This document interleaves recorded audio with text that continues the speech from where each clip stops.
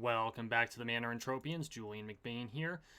And as you can see, I'm back on Calypso. And how can you tell I'm back on Calypso? You can tell I'm back on Calypso because I'm recording and it's frickin' nighttime.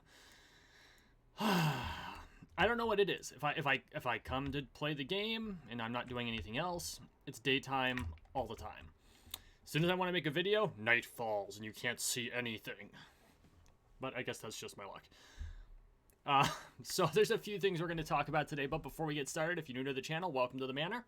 Please take a moment and subscribe down below. We are on the road to 13 million subscribers, one subscription at a time, so make sure you subscribe. And currently, this leg of the journey, we just got over the 500 subscriber hump. Thank you for everyone who brought us this far. Now we got to get the next 500.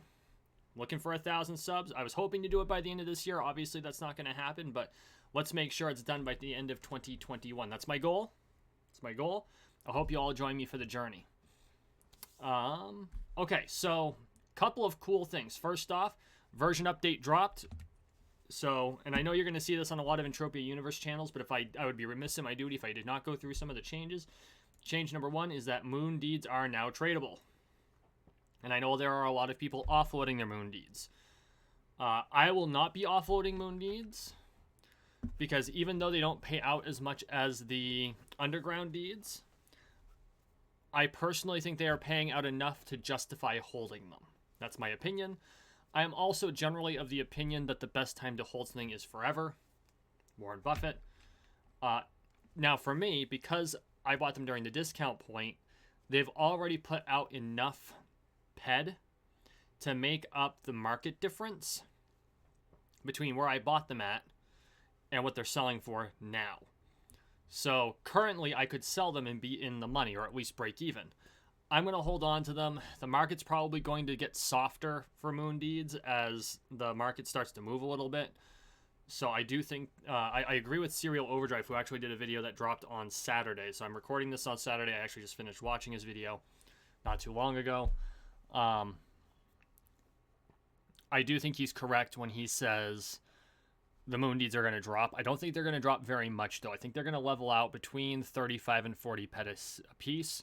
For now, they're trading between 42 and 44. And I do think we're going to see some bounce as more content comes out on the moon. I think that's going to go up. So I still have optimistic prospects for the moon. Just like I have optimistic prospects for ancient Greece. My moon prospects are more optimistic long-term than ancient Greece. But we'll see what happens. And it could just be that ancient Greece is undervalued because people got burned. Well, I wouldn't say they got burned. They're really nervous about ancient Greece because of Arcadia Moon. So we'll see what happens. I'm optimistic about both. I have not invested in ancient Greece yet, full disclosure, because that is not the direction I have decided to go with my portfolio here in Entropia Universe. Please remember, nothing in Entropia Universe is an investment vehicle. This is not meant to be taken as investment advice. This is a platform. It's basically a game.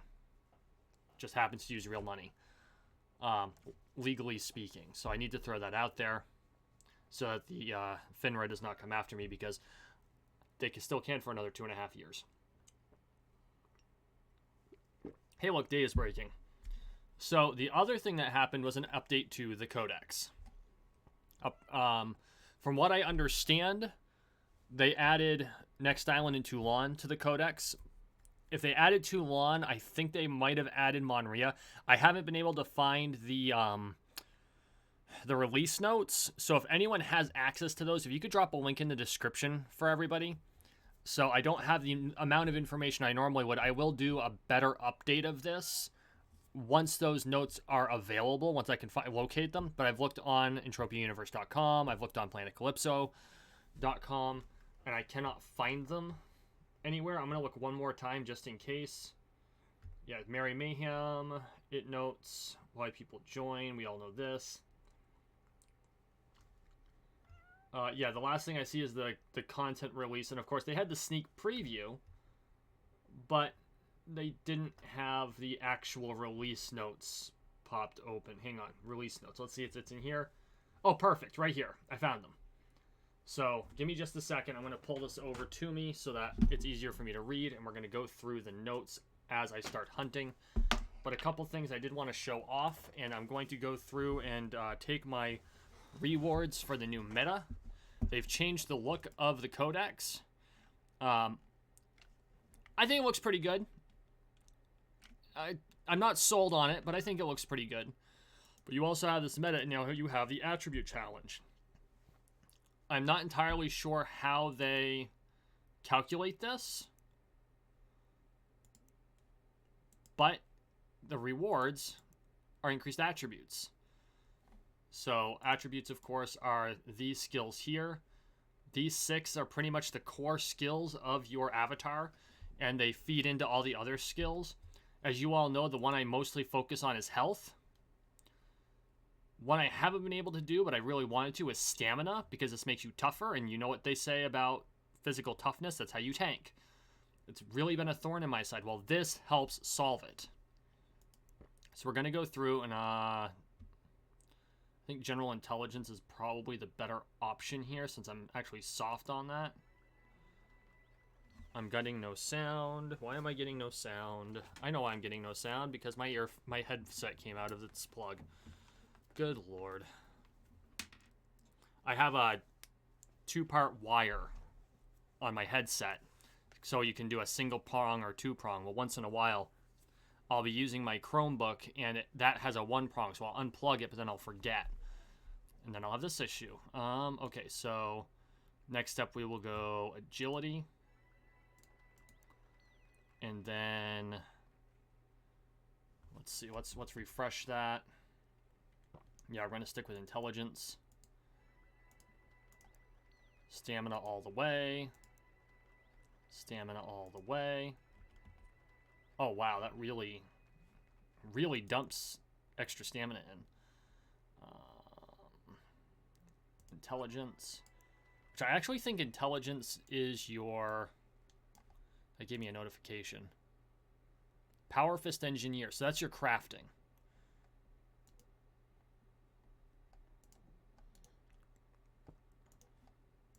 Intelligence is crafting. Gonna go agility. Intelligence. Stam. And I think I just gained a hit point. I did indeed. Aha. Stamina. How tanky can one get? We're gonna go Psyche this time. Agility. Whoa.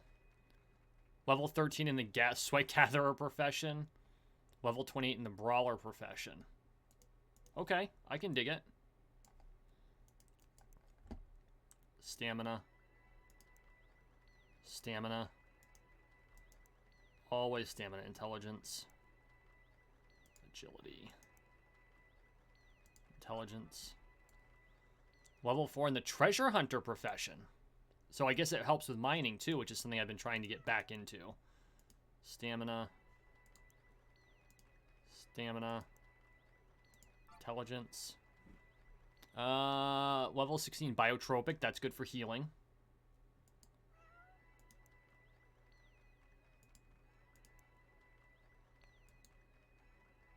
And that's it. So I'm now at stamina level 10, whereas I was at 1 before, or 2. So that's good stuff. My agility is up. My health is up by 1 point. I like that. I do. And I know that there's going to be some quibbling over, you know, how this might affect the long-term what's the word I'm looking for? Development of player characters. I think that in the long run, it's going to be a good thing. We're just going to get the hunting going here. I do think that long term, this is going to be a good thing.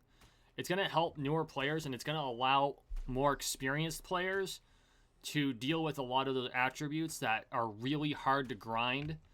Like, let's be facing it. In order to really grind stamina, you got to go to Entropia, where they have that thing where you get, I think you can get like 10 tokens a day or something like that. Someone correct me on that, fact check me on that, and drop a comment.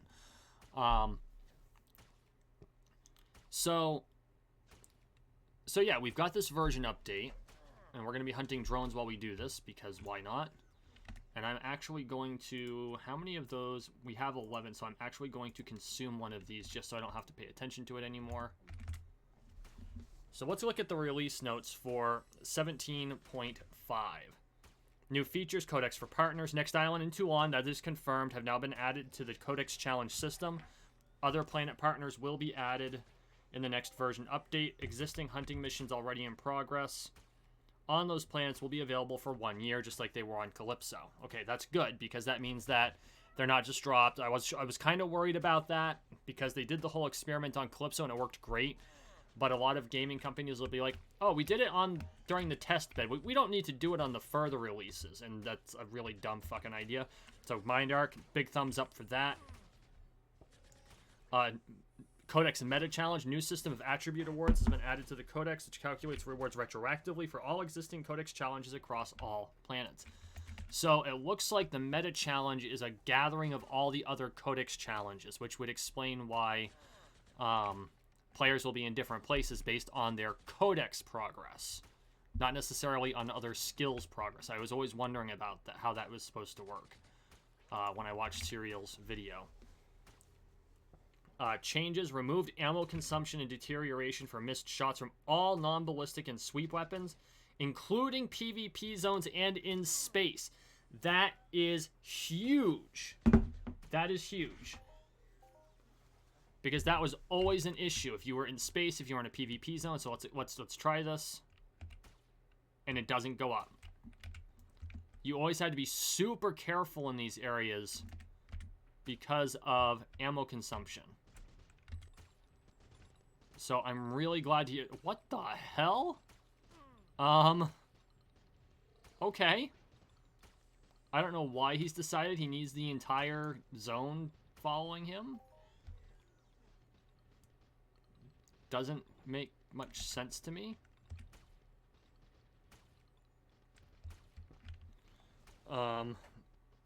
Okay. So yeah, that is huge. That was always an issue, and I'm really glad to see that Mind Arc has decided to end that practice of having ammo go down in zones where you can't, in only certain areas. Fixes. And by non-ballistic, does that mean BLP ammo still goes down? Or I wonder if that's just for, like, your explosive projectiles.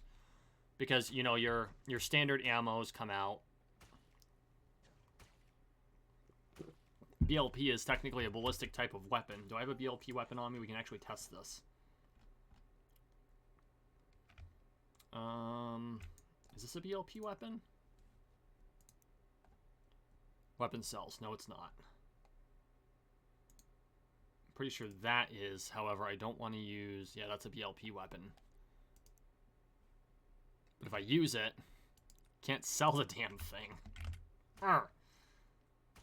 Oh, you know what? These are BLP, I'm pretty sure. Nope, laser. I'm not going to use my one BLP weapon with its high TT value, its full TT value that I might be able to sell. So, we can test that later. Fixes loading speed for the Codex has been improved and server stability improvements. That's good. I have noticed quite a few unstable areas or loading issues as of late. So I have the feeling that there was probably a coding snafu. You know what they say? Every time you patch a bug, it creates 3 more bugs. That's just the way the programming works. So I'm glad to see that Mind Arc is addressing that. They're usually pretty good about that. Fixed an issue where the trade terminals in Sector A1 and Sector B1 of the secret RDI lab are not working as intended, which I have yet to find, probably because it's a secret.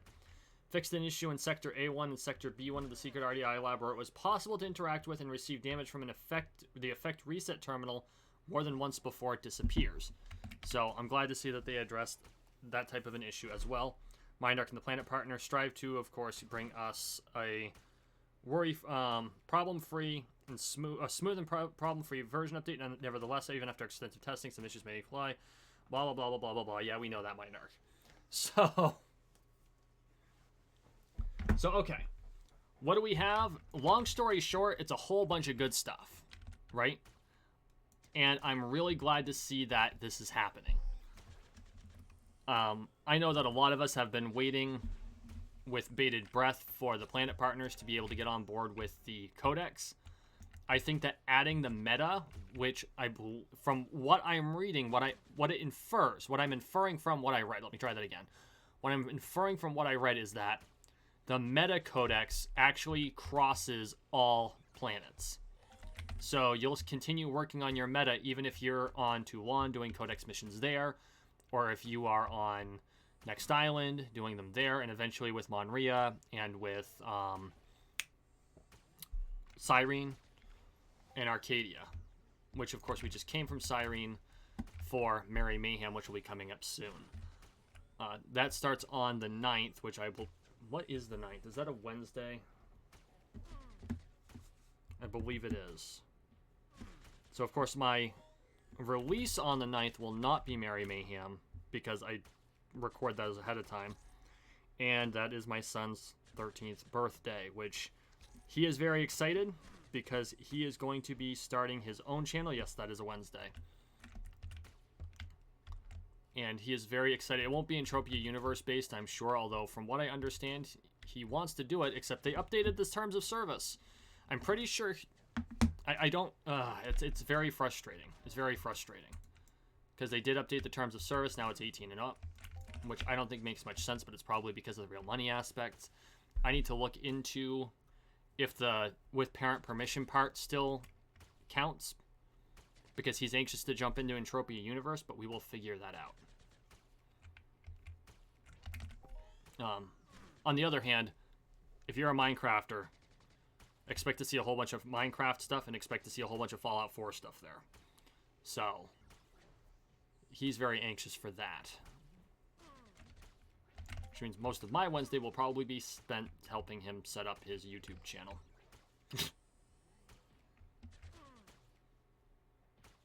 What, you expect any less? That's what dads do. Lost my train of thought there. Oh, Codex. So yeah, this really drives... So the good and the bad of the meta, and this is the way I see it. The good part of the meta is no matter what planet you're on, you're making progress that has Codex missions, you're making progress toward those Codex missions. The downside I see is that it's going to drive players to those planets with Codex and away from planets that do not. Now, we saw some of that when Calypso dropped the Codex, but it was still experimental. It was isolated. So the system itself worked only on Calypso, and it was a lot more streamlined. You get all these rewards, but on the same token, because it was only on Calypso and there was no interlocking with other planets because all the other planet partners still had the old-fashioned missions, I don't believe it beyond like the initial release, so you're talking about like a month and a half, I believe it minimized the negative impact the release of the Codex had on other planet partners. However, with this one, because of the release of meta, I believe it's going to negatively impact, and it might not be very much, but I do believe it's going to negatively impact Monria to a lesser extent, because Monria owns Toulon too, but Monria, Arcadia, and Cyrene. And it may not be a huge amount. When I spent the months I've spent on Cyrene, I've noticed there's a lot more activity than there was the previous times I went. And it's still mostly in the starting zone, but that's okay. Now, that being said, this needs to be addressed. And this is kind of a thorn in my craw, because I know there are people like this. If you're on a planet and you're hunting in the starting zone, don't close out the zone. And what I mean by that is, on Cyrene, I actually left Cyrene to come here for Mayhem a couple days early, because I went to go sweat Panleons like I have been doing every day for a couple of months. And a group of like 6 players decided they were going to take way overpowered weapons, so they were definitely overkilling, and they were going to kill everything. Now, if they were killing everything that wasn't tagged, wouldn't bother me so much, right? I grabbed a sweat target, I pulled it out of the way, stayed out of their way, not a big deal. Nope, they'd shoot it. To the players that do this, you, sirs and madams, are the very definition of the word asshole. Okay? When you do shit like that in a starting zone, I'm not talking about the more advanced areas where players have it, where things are tougher and you have more advanced players who have more options. Starting zone. We're talking like doing this at Camp Icarus.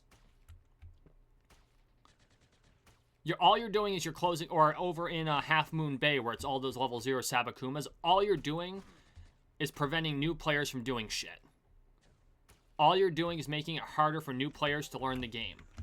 That makes you the very definition of an asshole. Okay? People like you are the reasons that the player base in a game has a hard time growing. And I want you to look yourself in the mirror and realize just how much of a dick you are.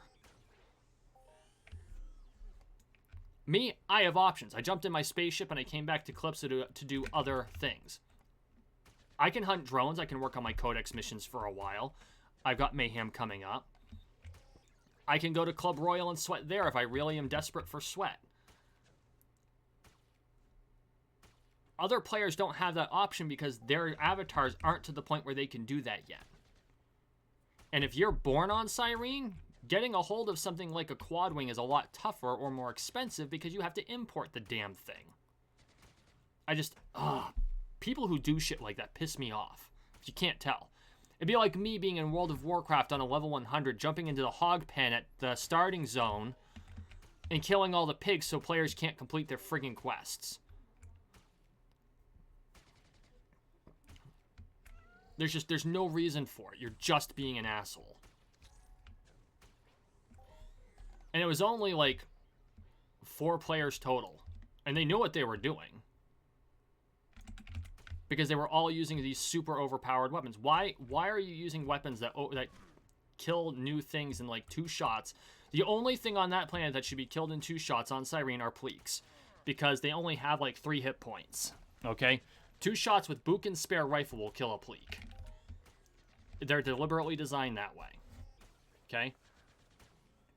Now, there is the case for speed hunting, but usually when you're speed hunting, you're not When you're speed hunting, you're not killing the punies, the things that, level 1 players are supposed to be hunting. You're hunting like Daikaba or Kerberos, away from where the newbies are. And then you're not shooting other people's sweat targets. I don't understand people like that. I just don't.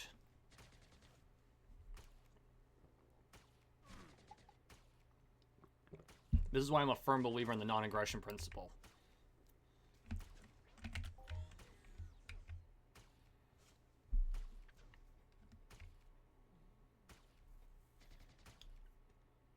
Because basically they just said, you're not allowed to be here because I said so, and you can't do anything about it.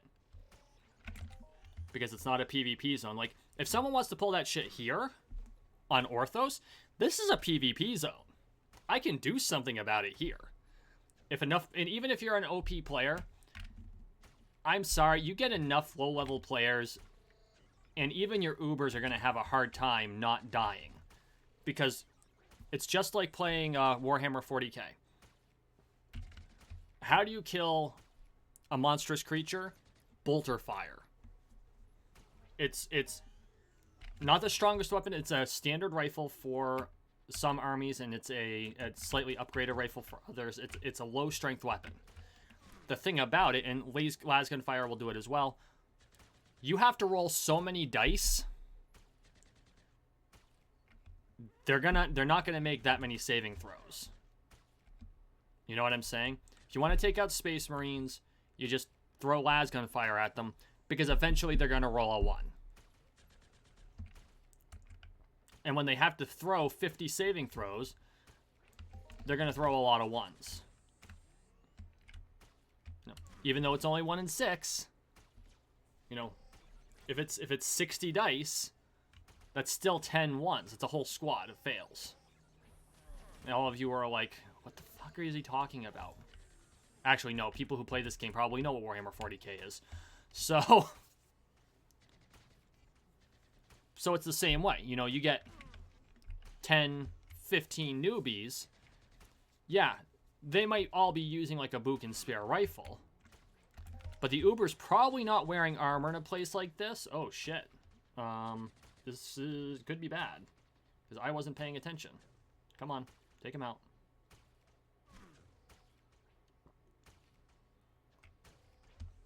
You know, 10 or 15 players with book and spare rifle. By the time the Uber manages to take them all out, they'll be dead. Because there's too much fire coming in. So, so yeah, that's all I have for today. I'm really glad that the 17.5 is coming out, or has come out. I'm loving the improvements. I honestly think that MindArc is starting to ramp up the positive changes because they see competition on the horizon. And that's good. I think that's one of the things that MindArc has been missing is with no competition, there has been nothing for them to benchmark themselves against. And now they've got this new competitor that's burgeoning. It's on the horizon. They be coming. And now they've got to worry. And so they're putting all these new improvements in. They're working with their planet partners. I think it's going to be beneficial for everyone. And it's going to be good for that competitor too, because as you all know, Virtueverse is coming. You can check out my videos of it on this channel.